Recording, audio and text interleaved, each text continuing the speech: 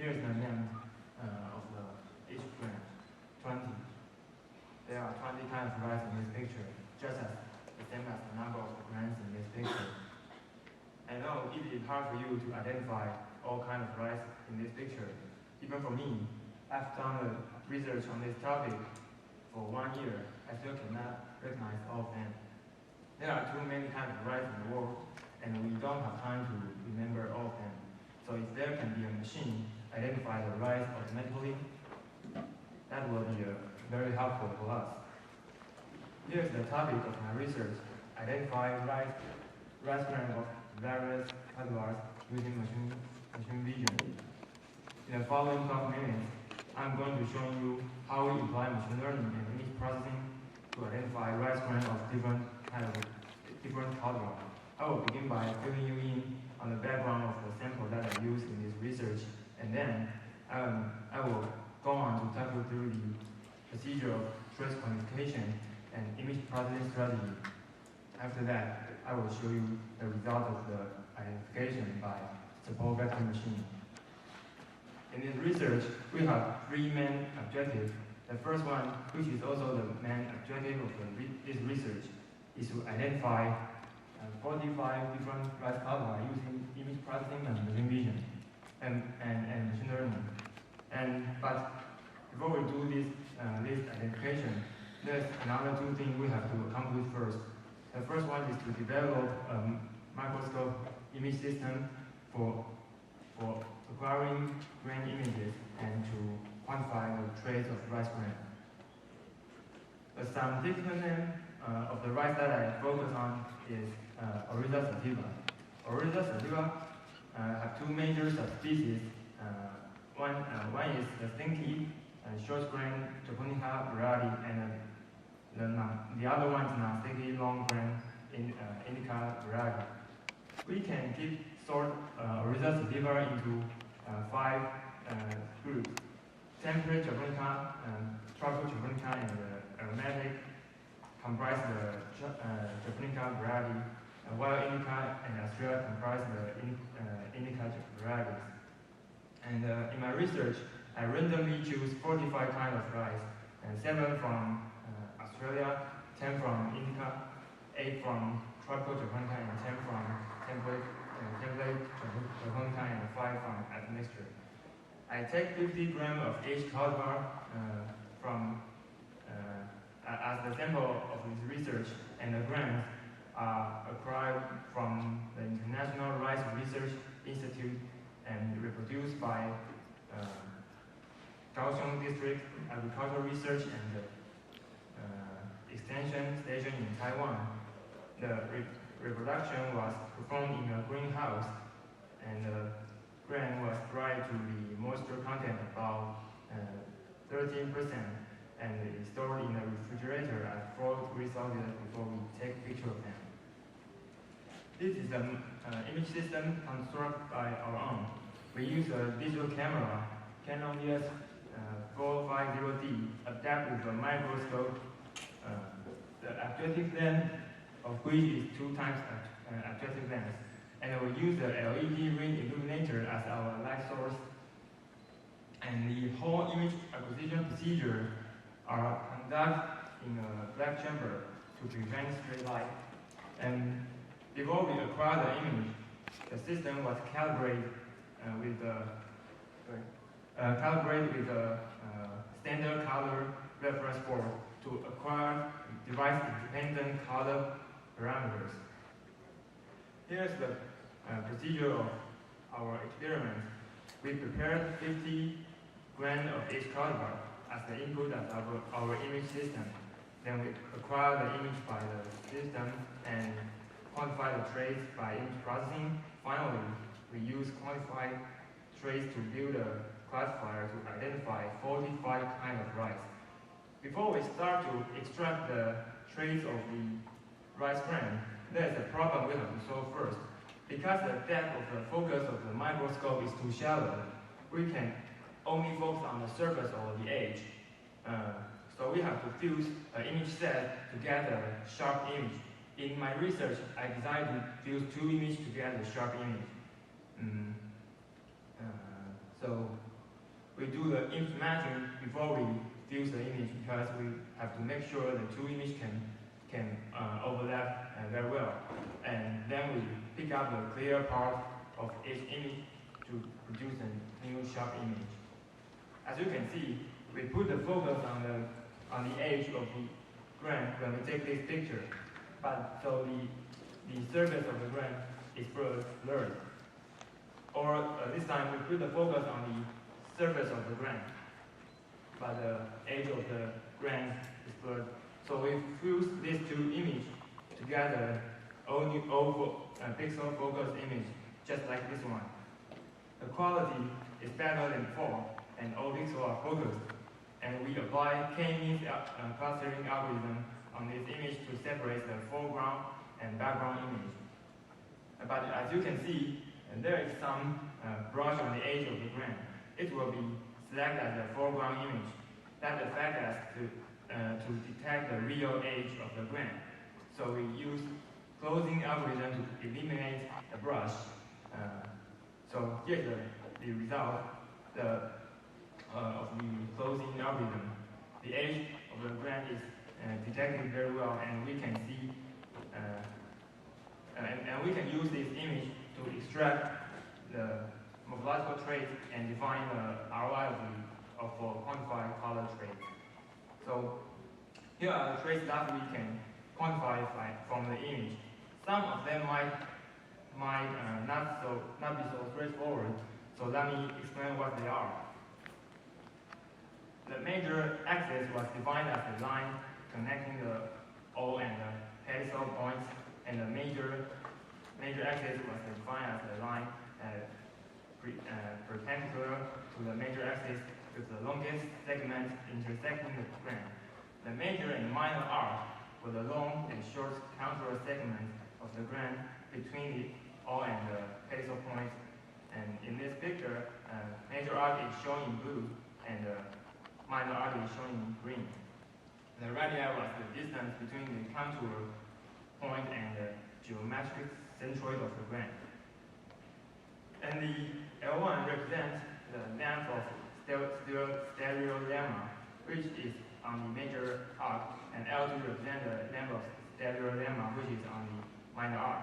After we extract some traits directly from the image, we manipulate them to create more traits. For example, the aspect ratio was the ratio between the major X length and the minor X length. The thickness ratio, which defines the circularity of an object, was the ratio of the square of the perimeter to the area, and hierarchical ratio was the ratio of the radii mean to the radii standard deviation. As for the color traits, we extract the traits of ROI and the stereogram in different color space. We extract the color traits in the HSV, LAB, and RGB color space. We project the quantified traits from the trait space, which is a 45-dimension space to the 3-dimensional space. The 3-dimensional was the first, second, and third principal component of the traits. Principal component analysis was applied to analyze the discrepancy of the 45 quantified traits among the cultivars. The first, second, and third principal components account for 35.9, 22.8, and 13% of total variance. Each cultivar in the 3D space was represented by a cloud, as you can see here. Timeline 67, RT 0034, Dorsal, and IRGA 409 do not overlap with other cultivars. So these 5 cultivars demonstrated considerable discrepancy in traits. Then we use these 45 quantified traits to construct a multi-class support vector machine by 1-against-1 method. The performance of the classifier were evaluated by using 10-fold cross-validation. As the figure I just shown, the cultivar whose clouds are considerable plots from others have relative higher accuracy than others. On the other hand, the cultivar whose clouds overlap extremely have low accuracy. Generally, the overall classification accuracy can reach 85.02%. So let me conclude my work here. The conclusion is that the support vector machine can successfully identify 45 cultivars with 85 accuracy, and 45 traits can be quantified by our image system.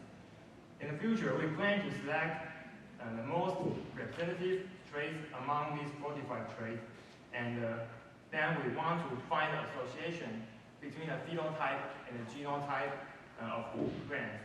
And this is my today's presentation. Thank you.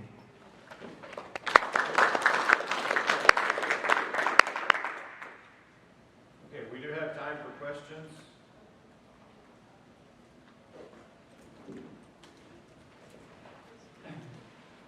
As I see here, you're going to have your own software that controls the system, the acquisition, the processing, the design of the graphical user interface. So I don't believe this system is a completely integrated, this image processing.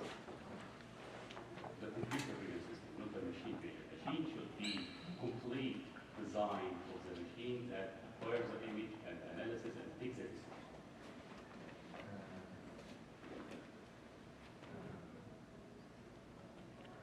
I think that's a good question.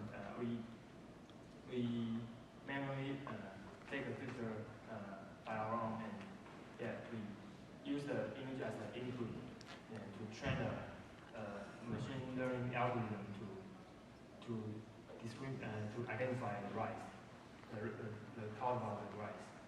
So it's not automatically take a picture. So it's not a question.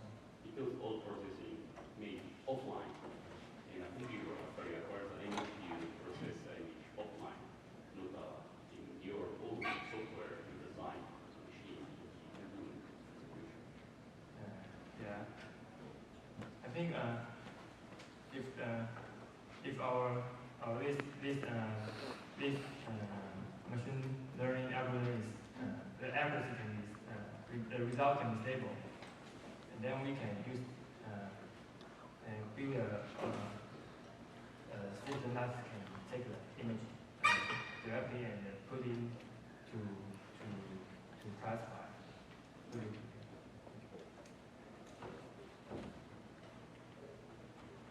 Did you try to identify 45 cultivars, right? Yeah. So it's pretty ambitious, because I thought, why don't you choose a fewer cultivars to start with, then expand your classification, because it will be a difficulty task if you want to identify 45 cultivars. Even though right now I say, well, you got an 85% success rate, I don't know how vigorously you have tested your algorithm. Now we use 10-fold cross validation to test our algorithm, and in the future we have another. We will use another 5 grams of these 45 cultivars to test our system is that stable or not. To echo on Taku's comment, usually it's always better to have independent test set that is never touched during training. It only last time verify even you train on. That's, I think, the best practice that we have to always keep in mind. Okay, any other questions? So if I follow correctly, so you collected the morphological features from the whole kernel's shape and also the coder part of the right. So do you think there is any potential if you continue this exploration to collect more traits and then increase the precision of this prediction? Yeah, I think like color or anything. I also use the color as my traits. And I think more more traits is definitely will be helpful for the identification, but that will be take more time to train the machine to identify. So my my objective is to use the last trace to have the better, the higher accuracy. I think so. In the future, we want to find the most representative feature, representative traits to our system. In this case, we can use less traits to have the same accuracy. Is there any other questions? What is the motivation behind this solution? Why do we need to identify or be able to identify different devices? Is it because of automation process or what is it for? And just as I said, my future work will be, we want to know the association between the genotype and the phenotype, because we only know what the phenotype is, but or the genotype is, but we don't see the connection. So we want to find out that part. Any other questions? Okay, it was very challenging task. Okay, thank you very much for your presentation. Okay, Dr. Kurt Lawrence overbooked this morning, so I'll moderate through pictures instead. Now let's move on to the next presentation.